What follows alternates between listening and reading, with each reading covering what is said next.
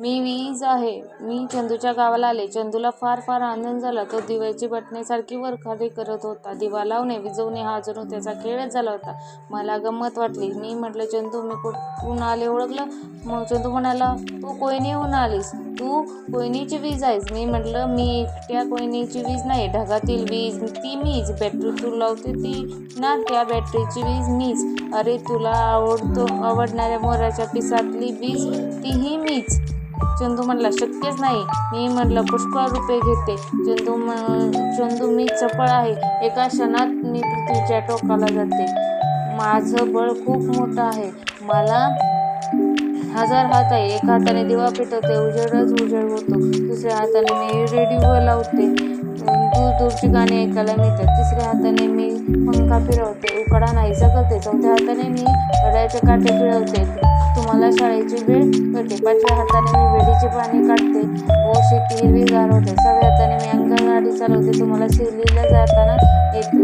सहाव्या हाताने मी गिरण्या चालवते, सगळ्यांना कपडे मिळतात. चंदू म्हणाला, अगं कितीही तुझी कामं. मी म्हटलं, चंदू, एकेकाळी मला कोणी ओळखत नाही. मी आकाशातून पडून लागली की सगळे भीत. आपल्या देशात भारद्वाज नावाचा मुनी होते, त्यांना पहिल्यांदा ओळखले. एकदा त्याने पितांबर झाकला, त्यातून मी तडतडत धावले म्हणून त्यांनी तडीत म्हणू लागले. तडीत म्हणजेच वीज. पण नंतर लोक मला विसरले. पुष्कळ वर्षांनी बेंदिल हंसलेख नावाचा एक मनुष्य होता. एकदा त्याने पावसात पतंग उडला.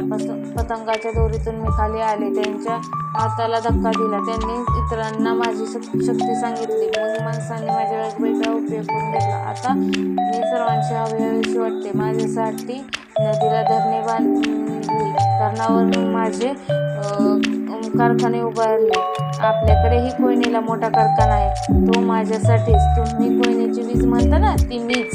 चंदूशी बोलत होते, इतक्यात ढग पडले. चंदू गंमत झाली. मी पटकन दिव्यातून निघून गेले. अंधार होता. चंदू घाबरला.